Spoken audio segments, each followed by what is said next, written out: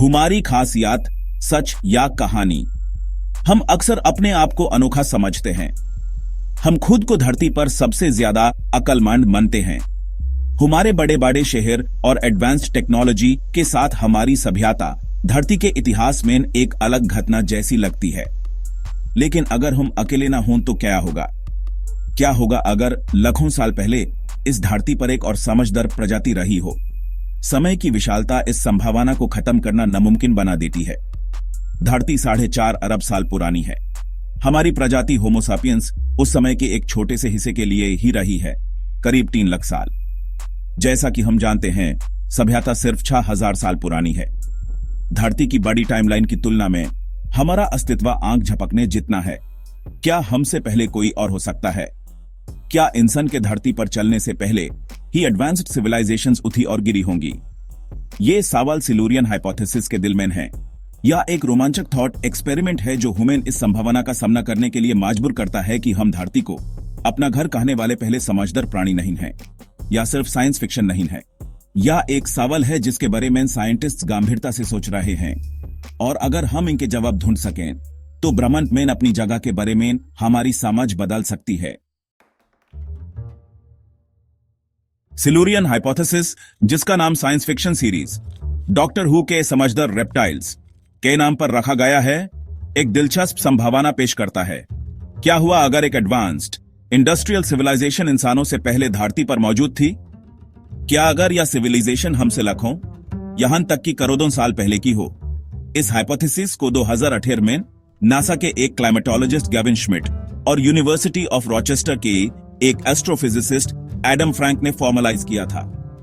उन्होंने तर्क दिया कि जबकि ऐसी सिविलाइजेशन का सीधा सबूत ढूंढना बहुत मुश्किल होगा, यह सोचना जरूरी है कि हम इसे कैसे ढूंढ सकते हैं। कल्पना करो, उदाहरण के लिए, कि हम कल गायब हो जाते हैं। हमारे शहर टूट जाएंगे, हमारी मशीन्स जंग खा जाएंगी, प्रकृति अपना अधिकार वापस ले लेगी। लाखों सालों बाद हमारे अस्तित्व के निशान जियोलॉजिकल रिकॉर्ड में सिर्फ हल्के एनोमलीज हो सकते हैं। श्मिट और फ्रैंक सुझाव देते हैं कि हम धरती के गहरे इतिहास में ऐसे ही एनोमलीज की तलाश करें। इन एनोमलीज में कुछ मेटल्स, आइसोटोप्स या एनी केमिकल सिग्नेचर्स की अनयूजुअल कंसंट्रेशन शामिल हो सकती हैं जो इंडस्ट्रियल एक्टिविटी का संकेत दे सकती हैं। हालांकि ऐसी खोजें किसी पहले सिविलाइजेशन के अस्तित्व को पक्के तौर पर साबित नहीं करेंगी, लेकिन वे दिलचस्प क्लूज दे सकती हैं। सिलूरियन हाइपोथेसिस हमें अपने सीमित अनुभव से परे सोचने की चुनौती देता है, या हमें इस संभावना पर विचार करने के लिए मजबूर करता है कि धरती पर समझ की कहानी हमारी कल्पना से कहीं ज्यादा अमीर और जटिल हो सकती है। धरती पर प्राचीन सभ्यताओं के सबूत की खोज एक मुश्किल काम है। इरोशन, जियोलॉजिकल प्रोसेसेस और समय का बीतना भी सबसे मजबूत स्ट्रक्चर्स और आर्टिफैक्ट्स को मिटा सकता है। हालांकि एक्सप्लोरेशन के लिए संभावनाएं हैं। प्लास्टिक की केस पर विचार करें, या यूबिक्विटस मटेरियल, हमारी आधुनिक सभ्यता की निशानी बहुत दुर्लभ है। प्लास्टिक को साधने में सदों लगते हैं और इसके निशान जियोलॉजिकल रिकॉर्ड में लाखों सालों तक रहने की संभावना है। फ्यूचर आर्कियोलॉजिस्ट्स को सेडिमेंट में प्लास्टिक की परतें मिली होंगी जो हमारी सभ्यता की इस मटेरियल पर निर्भरता की एक याद दिलाती हैं। एक और क्लू धरती के क्लाइमेट पर हमारे प्रभाव में है।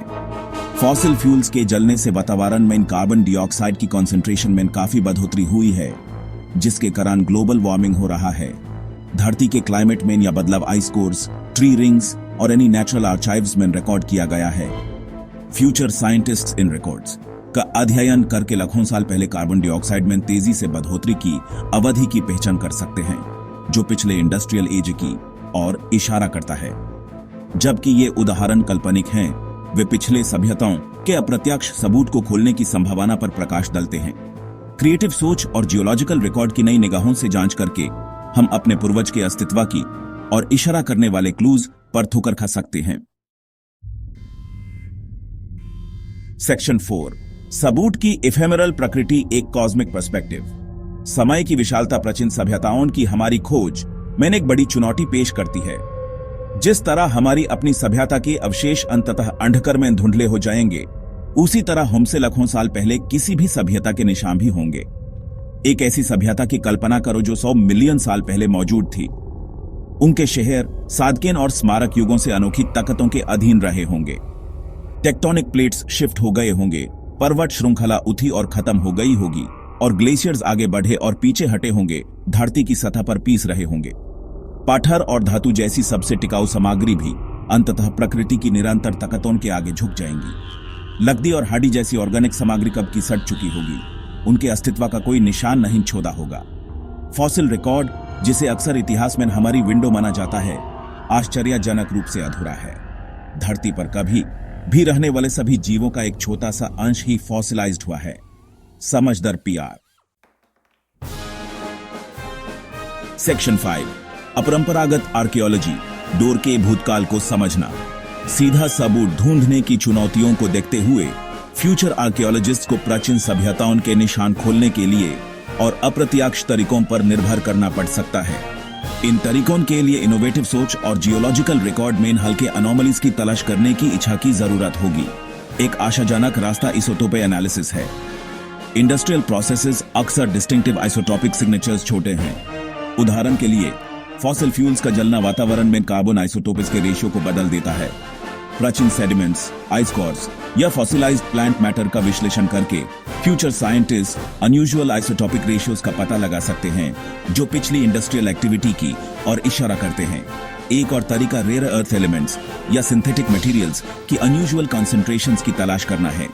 ये मटेरियल्स आमतौर पर प्रकृति में ज्यादा कॉन्सेंट्रेशंस में नहीं पाए जाते हैं, इसलिए उनकी उपस्थिति माइनिंग या मैन्युफैक्चरिंग गतिविधियों का संकेत दे सकती है।